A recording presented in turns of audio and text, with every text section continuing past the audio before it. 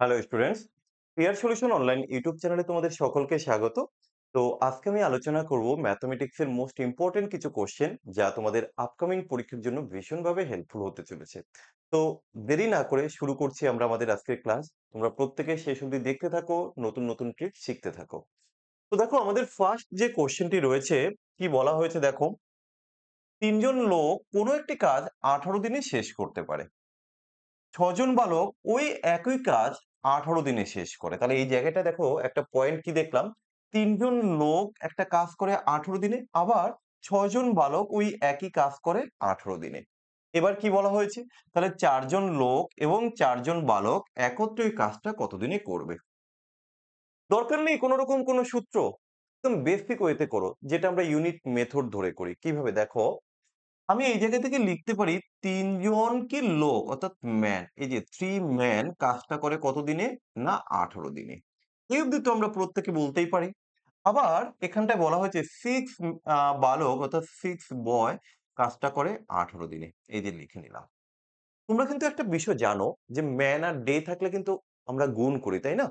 তো এখানে আমরা ইউনিট মেথড যখন করব বলেছি, এই জায়গাটা আমরা এদের লসাগু করব। কারণ আমরা লসাগু করলে কি পাই?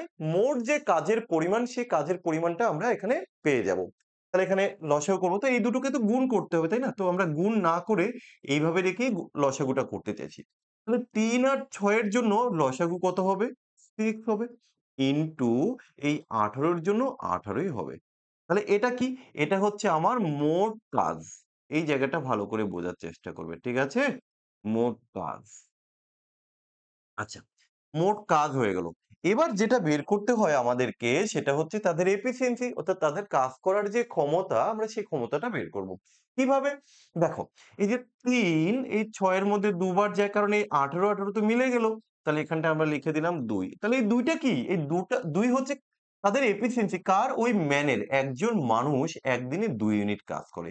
এবার আমরা এখানে বয়ের এফিসিয়েন্সি বের করব। দেখো এই ১৮ এই ১৮ কেটে গেল। তাহলে ৬ আছে ৬ তাই তো? ১ হবে। তাহলে এখানে আমরা একজন বালক এবং একজন মানুষের যে কাজ করার ক্ষমতা আমরা পেয়ে গেছি। কিন্তু কোশ্চেনে বলা হয়েছে ৪ জন লোক। তাহলে একজন মানুষ যদি ২ ইউনিট কাজ করে তাহলে তুমি বলো ৪ জনে কত করবে? তুমি বলবে স্যার তাহলে ৮ ইউনিট। আর একজন বালক যদি ১ ইউনিট কাজ করে এখানে ৪ জন বালক আছে তাহলে ৪ জন বালক কত করবে? তুমি বলবে স্যার ৪ ইউনিট। তাহলে টোটাল কত ইউনিট কাজ করলো তারা? ৮ এ ৮ ৪ এ ১২ ইউনিট। তাহলে এই যে তারা ১২ ইউনিট কাজ করলো, আমার মোট কাজ কত? মোট কাজ হচ্ছে ৬ ইনটু ১৮। তাহলে সময় কি কত লাগবে? সময় কি করে করি? টোটাল যে কাজ এবং তারা একদিনে যে ইউনিট কাজ করে আমরা ডিভাইডেড করে দেই, তাই না?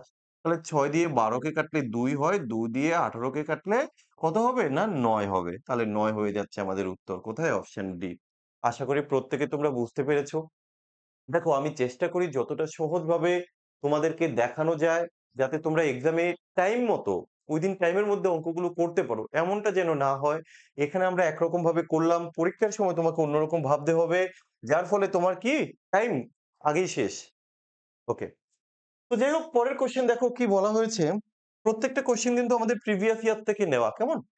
কিছু পরিমাণ টাকা একটি নির্দিষ্ট হারে সরল সুদে বিনিয়োগ করা হলো ৩ বছরের জন্য। ওকে?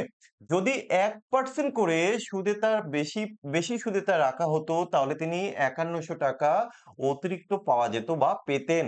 তাহলে ওই অর্থের পরিমাণ কত? অর্থাৎ তিনি কত টাকা রেখেছেন? দেখো, খুব সুন্দর কোয়েশ্চেন। তিনি ১% করে বেশি পাবেন, তাই না? তাহলে এখানে কত বছরের জন্য রেখেছেন তিনি? ৩ বছরের জন্য। আচ্ছা বলো তো ১% করে যদি তিনি বেশি পান তাহলে ৩ বছরে তিনি কত বেশি পাবেন? তাহলে ৩ বছরে ৩% বেশি। আর ওই ৩% এর জন্যই কিন্তু তিনি ৳৫১০০ বেশি পেয়েছেন। তাহলে আমি লিখতে পারি ওই ৩% ইকুয়াল টু হচ্ছে ৳৫১০০। তাহলে এখান থেকে তুমি ঐকিক নিয়মে বের করে ফেলো যে ১% ইকুয়াল টু কত হবে? ৳১৭০০। আচ্ছা, এখানে সে আসল টাকা দেখো, সিম্পল ইন্টারেস্ট এর ক্ষেত্রে আমরা আসল কিন্তু ১০০ ধরে করি। তাহলে ১০০ যদি হয় তাহলে তুমি এখানটায় বের করে নাও ১০০% ইকুয়াল টু কত? দেখো এই ১৭০০ লিখো আর এই দুটো শূন্যর জন্য দুটো শূন্য এখানে বসিয়ে দাও। তাহলে কত হলো? ১,৭০,০০০ কোথায় আছে দেখো? এই যে অপশন এ তে রয়েছে ১,৭০,০০০। আশা করি প্রত্যেকে তোমরা বুঝতে পেরেছো। নেক্সট আমাদের কোয়েশ্চেন। ২ অঙ্কের ক্ষুদ্রতম ও বৃহত্তম মৌলিক সংখ্যার গড় কত? তাহলে আমাকে জানতে হবে মৌলিক সংখ্যা ২ অঙ্কের কোনটা এবং ক্ষুদ্রতম এবং বৃহত্তম। তার আগে একটু বলে রাখি মৌলিক সংখ্যা কাকে বলে? যে সংখ্যাকে আমরা ১ এবং ওই সংখ্যা দ্বারাই কেবলমাত্র ভাগ করতে পারবো তাকে আমরা মৌলিক সংখ্যা বলছি। তাই তো?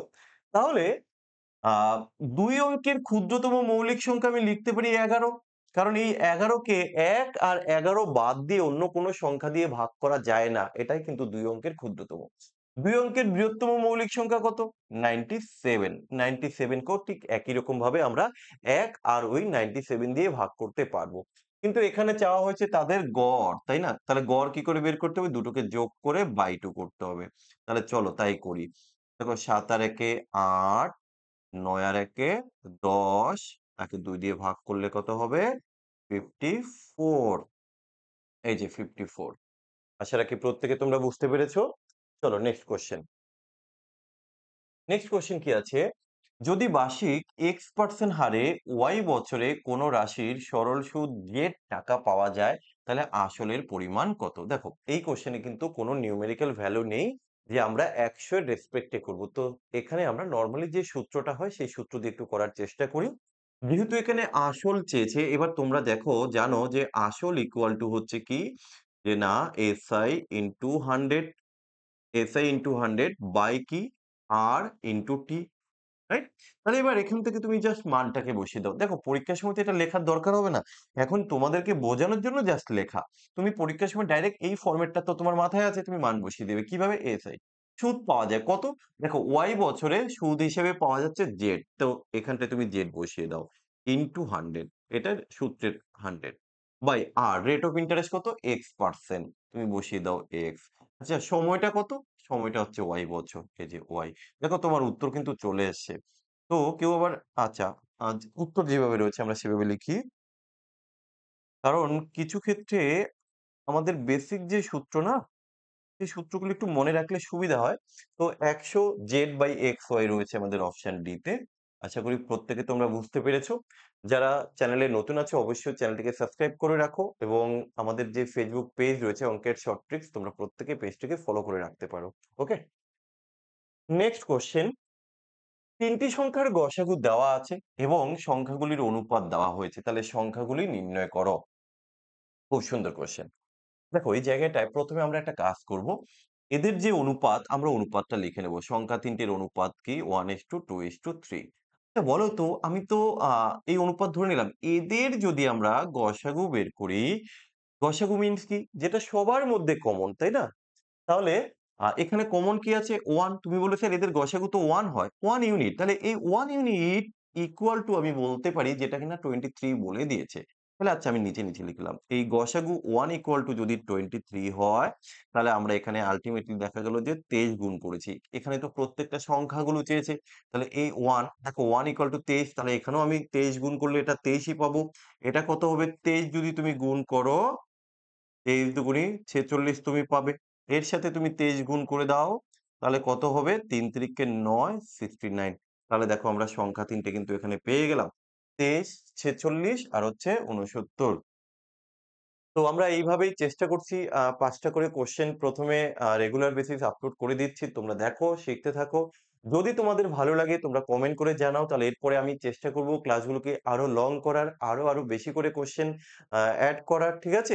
তো চলো আজকের মতো এখানেই শেষ করলাম। প্রত্যেকে ভালো থেকো।